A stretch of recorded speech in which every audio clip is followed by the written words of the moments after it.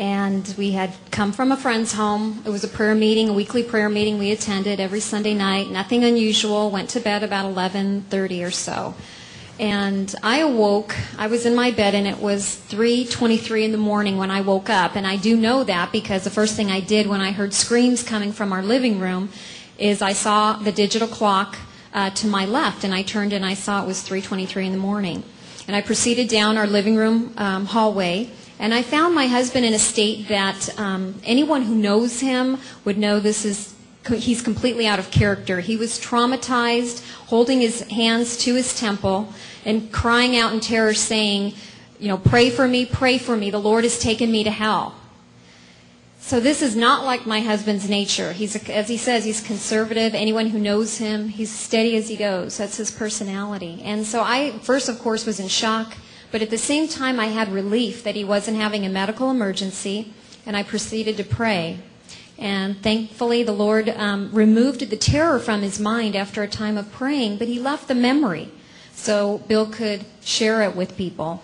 And one of the first things he asked for was a glass of water, and I got that for him, and then he calmed down and told me that evening what happened. And I'm going to let him take you on a journey right now. Thanks, Gordon. We went to a prayer meeting like we did every Sunday night, and we returned from the prayer meeting, went to bed like any other normal night, and at 3 o'clock in the morning, I knew it was 3 o'clock. For some reason, I can't explain to you why I knew it was 3, but the Lord picked me up and took me out of my body and dropped me off in a prison cell in hell. And there was no explanation at all until the return. And so I found myself in a prison cell, just like you would imagine a prison cell to be, with rough-hewn stone walls and bars on the doors. And it was light for only about a minute, so I could see to describe to you what I saw. And then it resumed its normal state of darkness. But the first thing I noticed in this cell was the heat, a tremendous heat. I wondered immediately, why am I alive in this heat? It was way far beyond the ability for my body to live, but yet I was alive. And it was terrible, a horrible heat. I don't know what the temperature was, but it was way beyond, I should have died. And I noticed that I was lying on the floor, and I had absolutely no strength in my body, completely void of any kind of strength. I could barely move. I looked up, and I saw these two creatures in the cell. There were two of these creatures. Now, I didn't know what they were at first, and because I went there as an unsaved person would be. The Lord withheld it from my mind that I was a Christian. He blocked it from my mind, which there's lots of scriptures, but just to give you three, the Lord can do anything, but to give you a scriptural reference, in 2 Kings 4:27 and Daniel 4:34 and I think Luke 18:34 talks about where the Lord can hide something from someone's mind. And I don't have time to go through each one. I'd love to go through the scriptures each one at a time with you, because that's the important thing to believe, but we just don't have the time. But anyway, so to give scriptural basis for that. So he blocked it from my mind and explained to me why on the way back, which I'll get to in a minute. But I'll just tell you now. The reason he blocked it from my mind, see, if I would have been there as a Christian, then I would have had hope. And I would have been able to cry out and say, God's getting me out of here. Well, he wanted me to experience what they feel there. And that they'll never get out. They're hopelessly lost, and they'll never get out. You see, and that's what he wanted me to experience, so he blocked it from my mind. So I didn't know what these creatures were. I wasn't there as a Christian to observe, that's a fallen angel or a demon. I didn't realize what they were. They were just enormous creatures.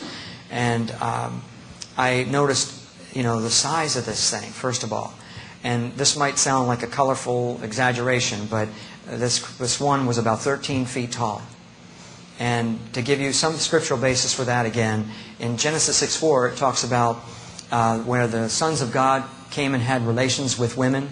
Well, most of the commentators believe that the sons of God refers to the fallen angels. So the fallen angels came down, had relations with women, and produced giants in the earth in those days. And then in Deuteronomy 3:11 talks about the giant, one of his bedstead was made of iron and was 9 cubits in length. Now, cubit is 1.5 feet, so it's about 13.5 feet long for the bedstead of the giant. So the giants in the earth came as a result of fallen angels having relations with women. Okay, so fallen angels are in hell. That's what fallen angels or demons, call them what you want. There may be some differences, but that's too technical to get into. But so this creature was about 13 feet tall. Okay, so you can look on the wall. The pastor had it drawn on the wall. That's how big 13 feet is. So to give you an idea, bring it into perspective, just gigantic thing. And it was all reptilish, scaly, bumps all over its body, really grotesque and just horrifying to look at. We're going to see a video in a little bit. We put together a 3-minute video, Mary Kay Baxter and myself, who was another lady that had experienced hell. And in the video, one of the clips came from Kenneth Hagin giving his testimony to Joel Osteen's church. They did a video, and he described the demon that he saw. Well, strangely enough, it was exactly like the one I saw. So I don't know how whoever drew it depicted it to be so exact, but this is exactly the one of the ones I saw in hell.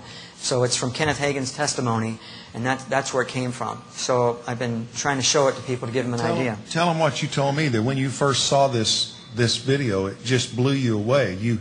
He said, I went back and forth and looked at it 20, 30 times. I said, I told my wife, I can't believe that image on that video is the exact demon that I saw. And you said...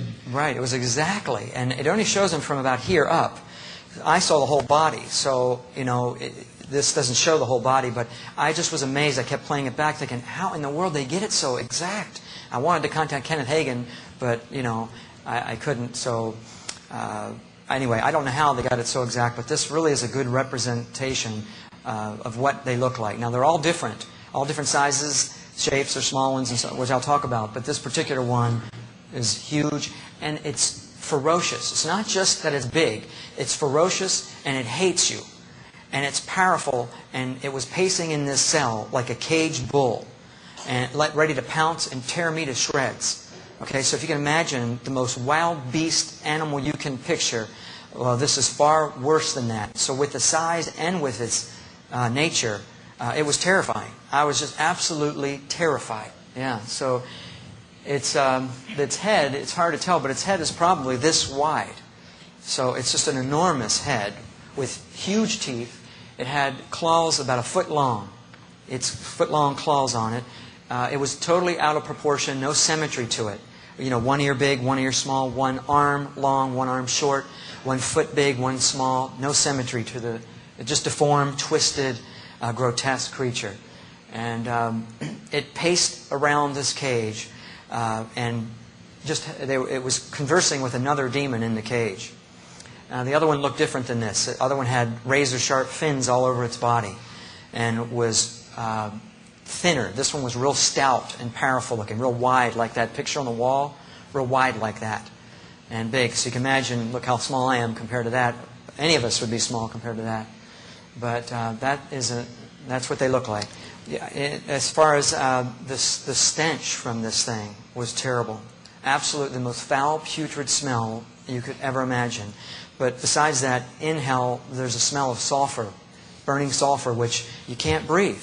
And, if you've been to Hawaii, which I haven't, but they talk about if you go see the volcano, you can't go past a certain point because the fumes from the volcanic ash and so forth is from the sulfur, and it will kill you. It's toxic.